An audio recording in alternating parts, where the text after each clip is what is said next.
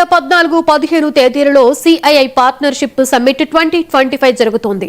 CII భాగస్వామ్యంతో సాగర్ తీర నగరమైన విశాఖపట్నంలోని ఆంధ్ర విశ్వ కళా పరిషత్ ఇంజనీరింగ్ కళాశాల మైదానంలో ఈ సమ్మిట్ జరగనుంది. ఇందుకు సంబంధించిన ఏర్పాట్లన్నీ కూడా పూర్తయ్యాయి. ఈ సదస్సుకు ఆంధ్రప్రదేశ్ పెవిలియన్ ప్లీనరీ హాల్ ప్రధాన వేదికగా ఉండగా దానికి అనుబంధంగా వివిధ హాల్స్ ను ఏర్పాటు చేశారు. ఇక దీనిపై మరింత సమాచారాన్ని మా సీనియర్ కరెస్పాండెంట్ కొండలరావు అందిస్తారు. 30వ సిఐఐ పార్ట్నర్షిప్ సమ్మిట్కి అన్ని ఏర్పాట్లు పూర్తి చేశారు.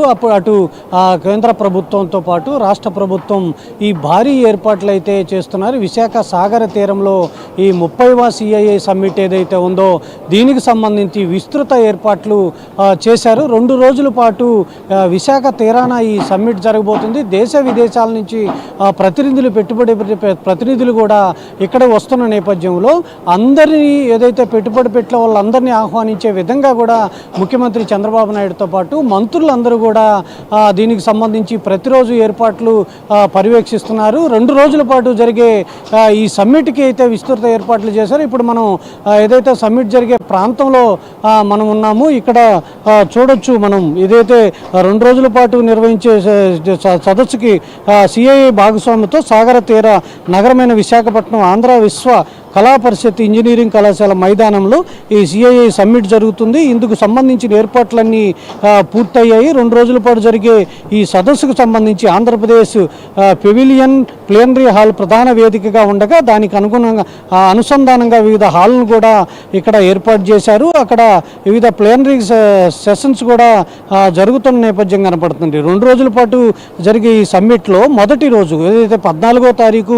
ఉదయం 8:30 నుండి 10:30 ఆంధ్రప్రదేశ్ పెవిలియన్ ప్లీనరీ హాలు 5లో ప్రారంభోత్సవ కార్యక్రమం జరుగుతుంది. ఈ కార్యక్రమంలో భారత ఉపరాష్ట్రపతి సిపి రాధాకృష్ణన్ ముఖ్య అతిథిగా పాల్గొంటారు. రాష్ట్ర గవర్నర్ సయ్యద్ అబ్దుల్ నజీర్ గౌరవ అతిథిగా కూడా పాల్గొంటారు. అదేవిధంగా కేంద్ర వాణిజ్య పన్నులు పరిశ్రమల శాఖ మంత్రి పీయూష్ గోయల్తో పాటు రాష్ట్ర ముఖ్యమంత్రి నారా చంద్రబాబు నాయుడు కీలకోపన్యాసం చేయనున్నారు. ఇంకా ఈ ప్రారంభోత్సవ కార్యక్రమంలో కేంద్ర మంత్రులు కూడా కింజరాపు రామ్మోహన్ నాయుడు కావచ్చు, పెమ్మసాని చంద్రశేఖర్ కావచ్చు, భూపతిరాజు శ్రీనివాస్ వర్మ పాల్గొంటారు. రాష్ట్ర ప్రభుత్వం తరపు నుంచి కూడా రాష్ట్ర మంత్రులు Nara Lokesh, Nadendla Manohar, TG Bharat, CII director general వీళ్ళందరూ కూడా పాల్గొంటారు. అయితే అనంతరం 10:30 నుంచి 11:45 వరకు కూడా ఓపెనింగ్ ప్లీనరీ కార్యక్రమం జరుగుతుంది. గౌరవ అతిథులు ఎవరైతే ఉన్నారో కేంద్ర మంత్రి పీయూష్ గోయల్, ముఖ్యమంత్రి చంద్రబాబు నాయుడు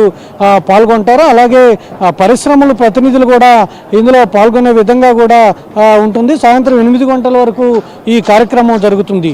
ఇక 2వ రోజు కార్యక్రమం వచ్చేసి 15వ తారీఖు ఉదయం 9:30 నుండి సాయంత్రం 5 గంటల వరకు కూడా వివిధ ప్లీనరీ హాల్లో సెషన్స్ జరుగుతాయి. అనంతరం సాయంత్రం 5 గంటల నుండి 5:45 వరకు ఈ 2 రోజుల పాటు సిఐఐ భాగస్వామ్య సదస్సు ముగింపు వేడుకకు సంబంధించి కూడా వేదికైన ఆంధ్రప్రదేశ్ పెవిలియన్ ప్లీనరీ హాల్ 5లో జరుగుతుంది.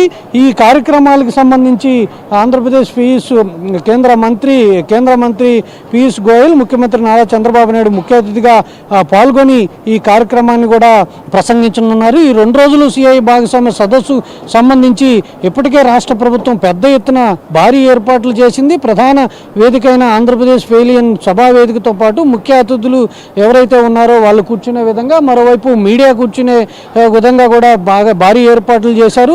2 రోజులు సిఐఐ భాగస్వామ్య సదస్సు సందర్భంగా ఏపీ బ్రాండ్ ఇమేజ్ని ప్రపంచం సాటి చెప్పే విధంగా కూడా ప్రక్రియ సంబంధించి చేశారు. ఢిల్లీ సహా ముంబై, హైదరాబాద్, చెన్నై, బెంగళూరు, విశాఖపట్నం, విజయవాడ నగరాల్లో ప్రధాన కూడళ్లు, విమానాశ్రయాలు, పలు హోర్డింగులు, డిజిటల్ డిస్ప్లేలు కూడా ఏర్పాటు చేసింది. అలాగే రాష్ట్రంలోని ఇతర ముఖ్య నగరాల్లో కూడా దీనికి సంబంధించి హోర్డింగులు ఏర్పాటు చేశారు. భారీ ఏర్పాట్లు చేసిన సందర్భం కనపడుతుంది. అయితే సిఐఐ సమ్మిట్లో పెద్ద ఎత్తున